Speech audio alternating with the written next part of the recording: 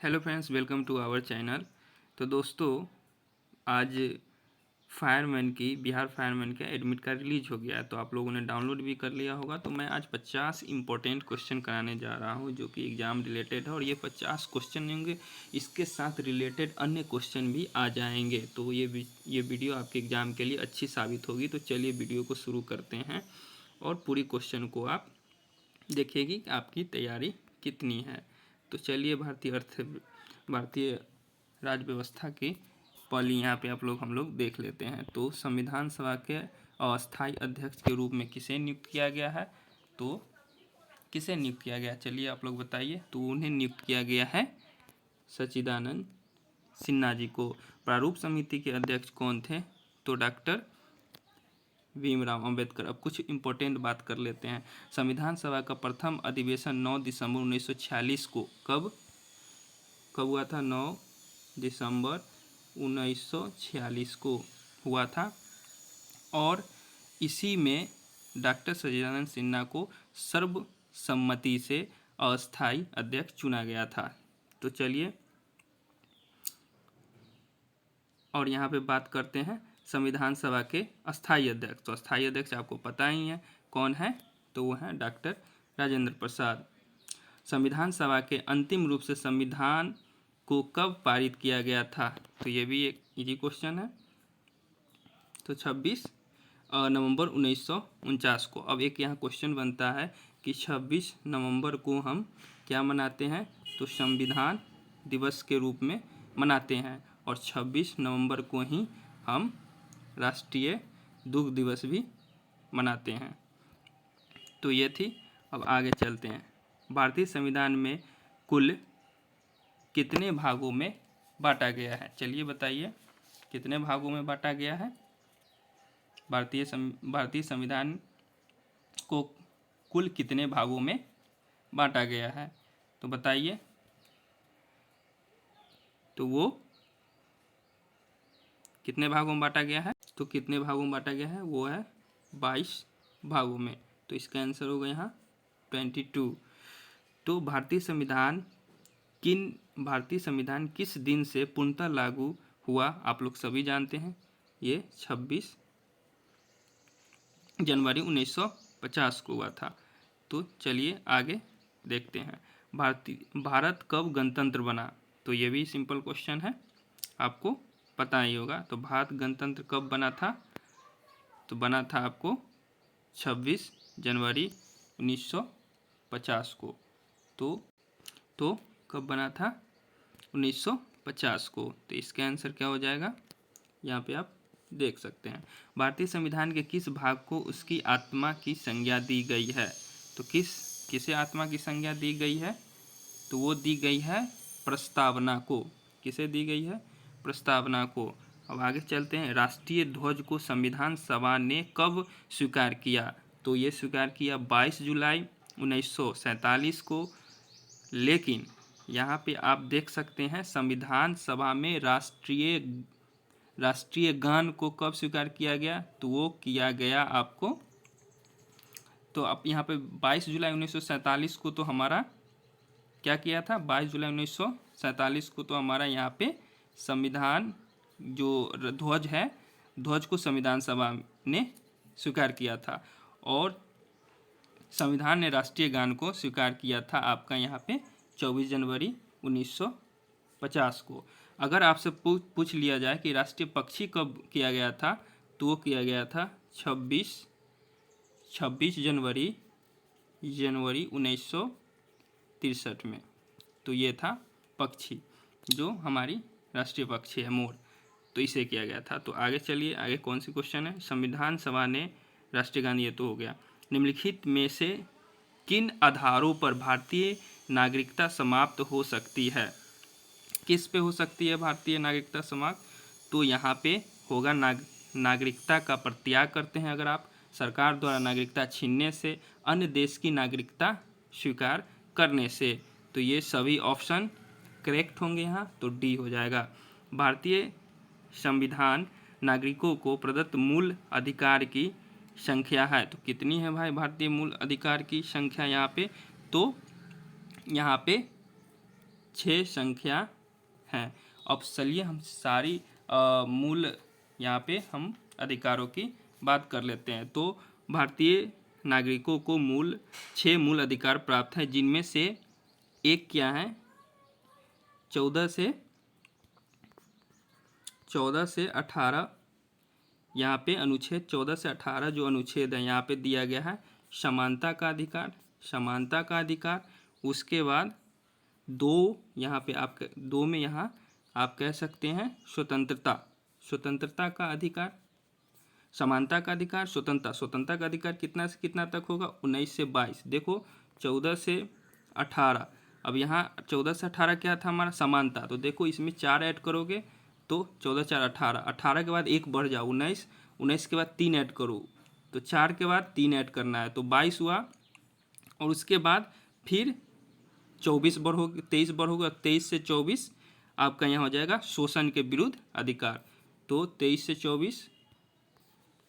24 शोषण के विरुद्ध अधिकार। तो एक आपको क्या होगा समानता का अधिकार, 14 से 18 स्वतंत्रता का अधिकार, 19 से 22 और शोषण विरुद्ध अधिकार 23 से 24 और धार्मिक स्वतंत्रता का अधिकार अनुच्छेद 25 से 28 होगा।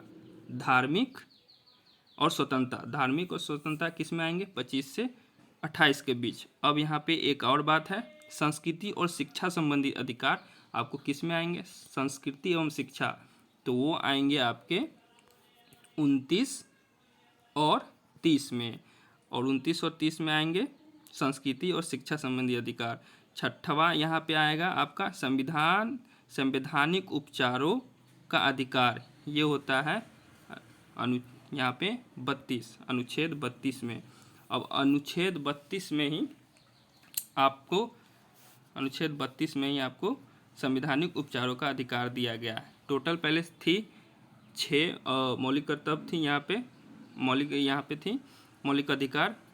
अधिकार यहाँ पे पहले 7 ही, एक था तो जिसे 42वां संविधान संशोधन के समय 1978 में, कब 1978 42वां संविधान में 1978 में किसे संपत्ति के अधिकार को हटा दिया गया।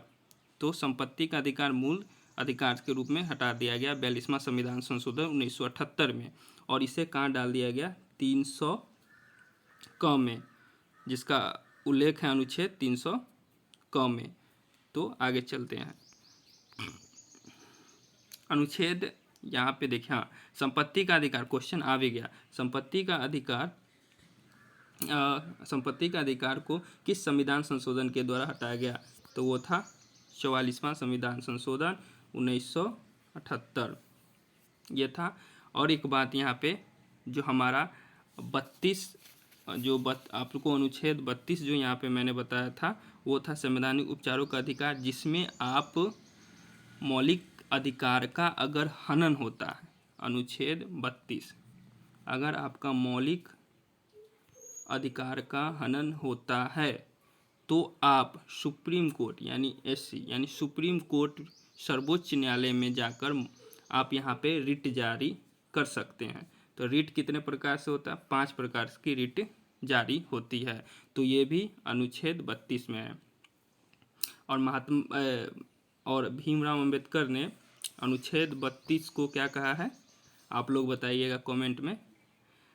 भीमराव अंबेडकर जी ने अनुच्छेद 32 को क्या कहा है, तो ये आप कमेंट में बताइएगा। तो चलिए आगे चलते हैं। तो यह क्वेश्चन आपका यहाँ पे हो गया। तो 44 भारतीय सेनाओं का सर्वोच्च सेनापति, ये तो सिंपल क्वेश्चन है, राष्ट्रपति। चलिए आगे चलते हैं। भारतीय संविधान के अनुसार संघ और कार्यपालिका की शक्ति किसमें निहित होती है, वो भी राष्ट्रपति में। और यहाँ पे राष्ट्रपति राज्यसभा में कितने सदस्यों को मनोनीत करता है, 12 सदस्यों को मनोनीत करता है। यहाँ पे भारतीय संसद का उच्च सदन कहलाता है, वो कहलाता है राज्यसभा। अब राज्यसभा कहलाता है, यहाँ पे देखिए एक यास अनुच्छेद कितने कितने में, सरला याद कर सकते हैं। तो संसद 79, ये 80 और ये 81। तो संसद, राज्यसभा, लोकसभा, तो ये आप याद सकते हैं, ये 79 है अनुच्छेद 79, ये 80 और 81 में है। तो संसद, राज्यसभा और लोकसभा, ये आप याद हो गया, 79, 80 और 81 पूछ सकते हैं एग्जाम में किस अनुच्छेद में है। तो चलिए आगे चलते हैं। प्रधानमंत्री की नियुक्ति कौन करता है? राष्ट्रपति। और इसका आंसर तो आप सिंपल है, राष्ट्रपति। यहाँ पे आप देख सकते हैं, यदि प्रधानमंत्री या कोई अन्य मंत्री संसद का सदस्य नहीं है तो उसे पद पर बने रहने के लिए कितने दिनों के अंदर संसद का सदस्य बनना आवश्यक है? यानी आवश्यक होगा, वो होगा 6 माह। मंत्रिपरिषद सामूहिक रूप से किसके प्रति उत्तरदायी है? तो वो है आपके लोकसभा। अब यहाँ पे क्वेश्चन आ रहा है कि लोकसभा की अधिकतम सदस्यों की संख्या होती है 552 होती है। यहाँ पे लोकसभा की अधिकतम संख्या। संविधान के अनुसार राज्यसभा की अधिकतम सदस्य की संख्या होती है, ये होती है 250। तो चलिए आगे चलते हैं। किस विधायक को धन्य विधायक के रूप में कौन प्रमाणित करता है? वो करता है लोकसभा के अध्यक्ष। किसी भी, क्वेश्चन इंपॉर्टेंट है, किसी विधायक को धन्य विधायक के रूप में प्रमाणित करता है, वो है लोकसभा। केंद्र सरकार का प्रथम विधि और अधिकारी कौन होता है? वो होता है, कौन होता है विधि अधिकारी? वो होता है मान्यवादी। कौन होता है? मान्यवादी, जिसे हम क्या कहते हैं अंग्रेजी में? अटर्नी ऑफ जनरल कहते हैं, मान्यवादी। तो ये होते हैं। तो आंसर क्या होगा? आंसर हो जाएगा यहाँ पे, आंसर यहाँ पे हो जाएगा, कहाँ गया क्वेश्चन? हाँ, यहाँ पे आंसर हो जाएगा सर सी। तो आंसर यहाँ पे। अब मान्यवादी किस अनुच्छेद में आते हैं? तो वो आते हैं 76 में आते हैं। अगर हम बात कर लेते हैं कि राष्ट्रपति किस में आते हैं, किस अनुच्छेद में आते हैं, तो राष्ट्रपति आते हैं अनुच्छेद राष्ट्रपति अनुच्छेद 52। जबकि महाभियोग, अगर राष्ट्रपति महाभियोग लगाएगा, अनुच्छेद 61 में महाभियोग है राष्ट्रपति। सारे राष्ट्रपति से रिलेटेड पहले बात रखो। राष्ट्रपति किस में आता है? तो वो आते हैं, राष्ट्रपति किस में आते हैं? तो वो 52 अनुच्छेद यहाँ पे। उसके बाद अगर यहाँ पे महाभियोग कब लगाता है? राष्ट्रपति पर महाभियोग लग सकता है अगर महाभियोग लगाना हो राष्ट्रपति पे, अनुच्छेद 61। उसके बाद महाभियोग। उसके बाद अगर जो 63वां होता है, ये उपराष्ट्रपति से है, 63 अनुच्छेद। उसके बाद 72 जो है 72 होता है, ये राष्ट्रपति क्षमादान होता है। 76 तो मैंने बता दिया, अटर्नी ऑफ जनरल। और 17, 18 और 81, 79, 80, 81 संसद, राज्य और लोकसभा, ये पहले ही बता चुका हूँ, ये हो चुका है। और एक जो 123 राष्ट्रपति से रिलेटेड 123 यानी 123 जो है यहाँ पे राष्ट्रपति अध्यादेश जारी करता है। तो राष्ट्रपति अध्यादेश 123 में जारी करता है। अगर राज्यपाल अध्यादेश किस में जारी करता है? राज्यपाल अध्यादेश किस में जारी करता है? तो राज्यपाल की अध्यादेश करने की जो शक्ति है वो है राज्यपाल की 213। तो याद रखना, 123 राष्ट्रपति, 213 राज्यपाल। तो ये थी। अब आगे चलते हैं, क्वेश्चन नेक्स्ट देखते हैं। यहाँ पे केंद्र सरकार का प्रथम विधि अधिकारी कौन होता है? मान्यवादी, ये तो हो गया। संघ राज्य प्रशासन कौन चलाता है? राष्ट्रपति द्वारा नियुक्त प्रशासन के द्वारा। संसद की संयुक्त बैठक की अध्यक्षता कौन करता है? संसद की जो संयुक्त बैठक है वो लोकसभा के अध्यक्ष करते हैं। भारत के प्रथम राष्ट्रपति थे, ये तो आपको सिंपल क्वेश्चन है, डॉक्टर राजेंद्र प्रसाद। स्वतंत्र भारत के पहले भारतीय गवर्नर जनरल थे, ये कौन थे? चक्रवर्ती राजगोपालाचारी जी थे। और यहाँ पे आगे नेक्स्ट क्वेश्चन, यहाँ पे मूल अधिकारों का रक्षक किसे कहा जाता है? ये कहा जाता है किसको? सर्वोच्च न्यायालय। और उच्च न्यायालय। किसको? ये आपको सुप्रीम कोर्ट और आपको हाई कोर्ट। तो हाई कोर्ट यहाँ पे कितने में आएगा? हाई कोर्ट आपका जो अनुच्छेद है 226 है और सुप्रीम कोर्ट आपको अनुच्छेद 32।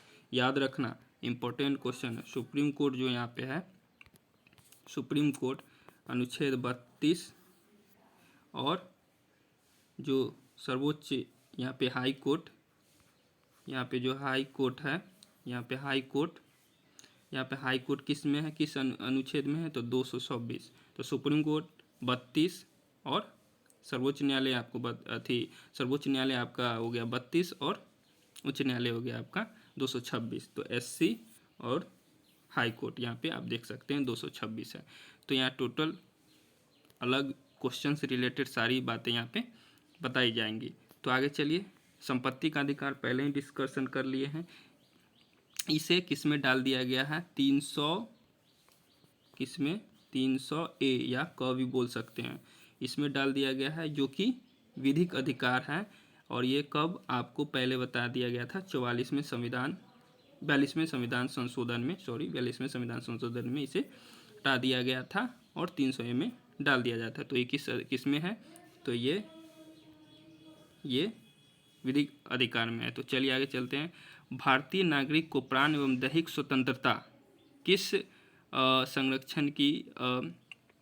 संरक्षण अनुच्छेद द्वारा प्रदान की जाती है? तो किसके द्वारा की जाती है? चलिए बताइए। प्राण और दैहिक यहाँ आपका आएगा किस में? अनुच्छेद 21 में। अब आपको अनुच्छेद 21 में तो प्राण और दैहिक आ गया। कुछ इंपॉर्टेंट अनुच्छेद है जो आप देख लें तो अच्छा रहेगा। चलो अनुच्छेद 17। अनुच्छेद जो 17 है ये आपको अस्पृश्यता का अंत, मतलब कि छुआछूत का अंत अनुच्छेद 17 में है। 21 में तो आपको बता दिए। आपका क्या है 21 में? प्राण और दैहिक स्वतंत्रता संरक्षण। उसके बाद आता है 21 का, उसके बाद क्या आता है?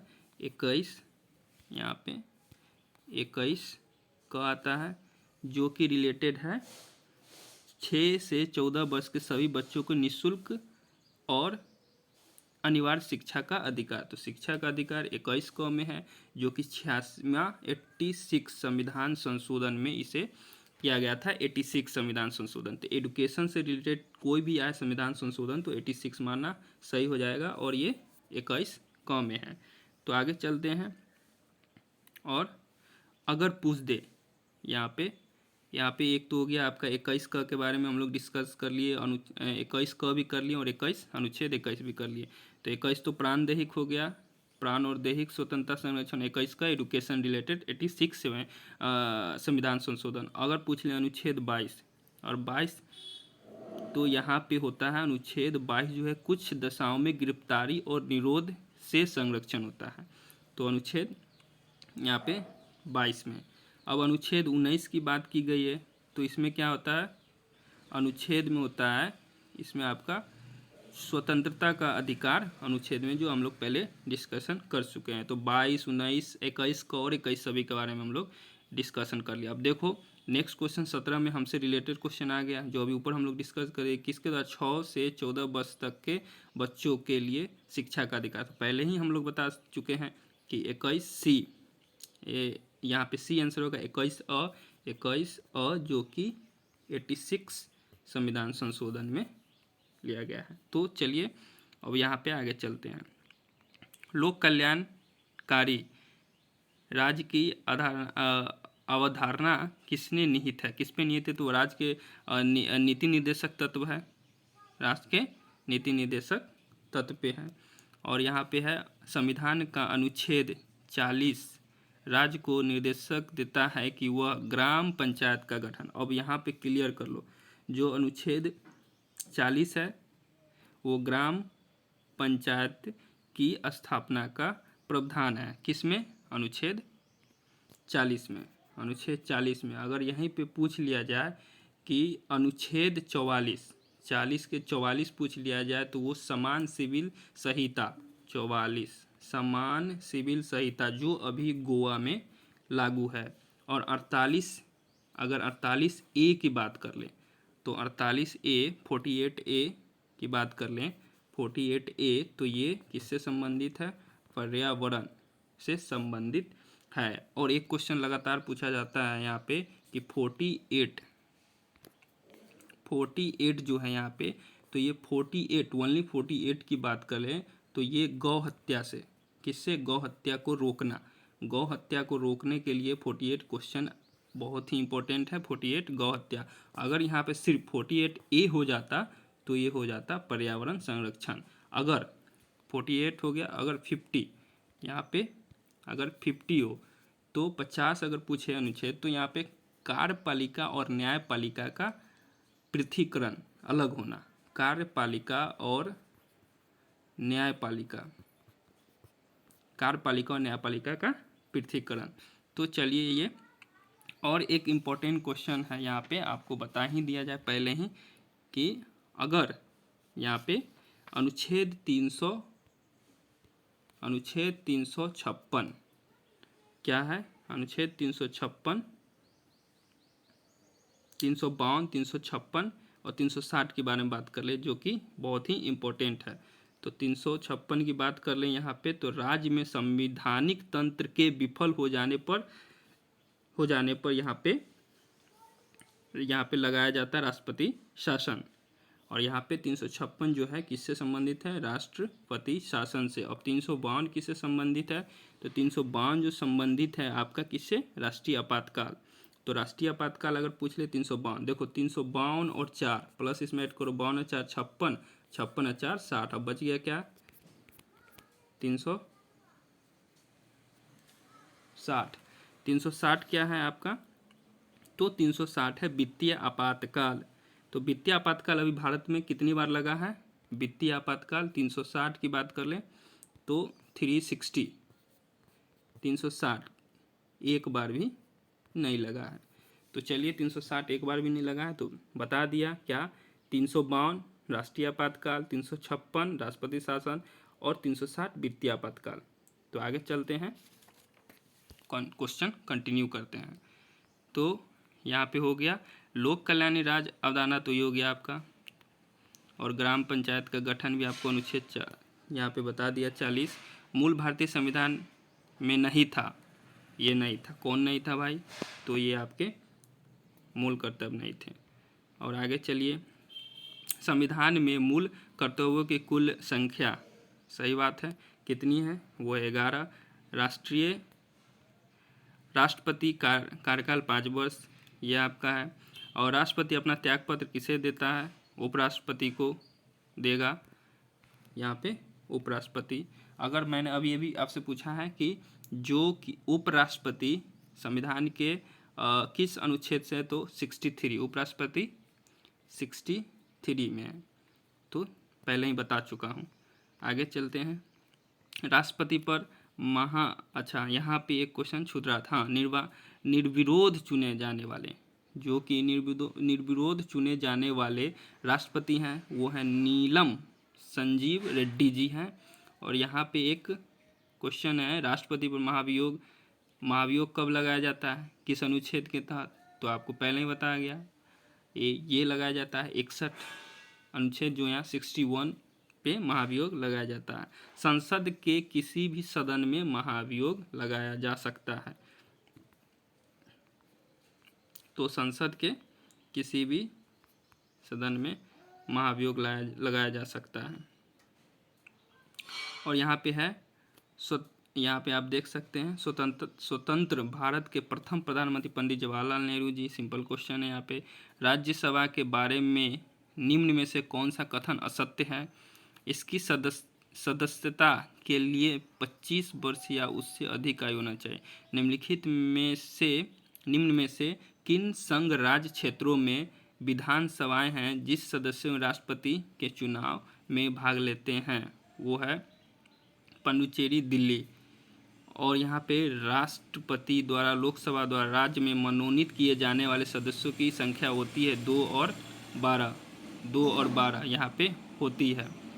तो सबसे पहले यहाँ पे कर लेते हैं संविधान संशोधन की कुछ इम्पोर्टेंट यहाँ पे संविधान संशोधन। तो आपको बता देते हैं कि जो 71वां संविधान संशोधन है, इसमें 3 नई भाषा जोड़ी गई थी, नेपाली, मणिपुरी और कोंकणी। 73वां संविधान संशोधन किससे है? यह 24 अप्रैल 1993 को ये बनाया गया था। 24 अप्रैल 1993 को ये संशोधन हुआ था, 73वां संविधान संशोधन, जिसमें आपको लिखा गया है कि इसमें जो 73 यहाँ पे संविधान संशोधन द्वारा, जिसमें टोटल 29 विषय हैं। कितने हैं? 70 में तो बताया टोटल 29 विषय दिए गए इसमें। 74वां संविधान संशोधन है, 1992 में हुआ था, जिसमें आपको नगर यानी नगर पालिका से है, नगर पालिका से संबंधित है 74वां संविधान संशोधन, जिसमें अनुसूची 12 है और विषय 18 हैं। तो ये थी 86वां, तो एजुकेशन से रिलेटेड है। तो नगर पालिका से कितना? 73 और नगर पालिका से 74 संविधान संशोधन है। कितना? तो 74वां संविधान संशोधन नगर पालिका से और पंचायती से संबंधित है 73। तो ये थी इम्पोर्टेंट। तो आगे चलते हैं और तो यहाँ पे 74वां संविधान संशोधन आपको यहाँ पे नगर पालिका से हो गया, 73वां संविधान संशोधन आपका पंचायत से हो गया। तो यहाँ पे आगे क्वेश्चन है,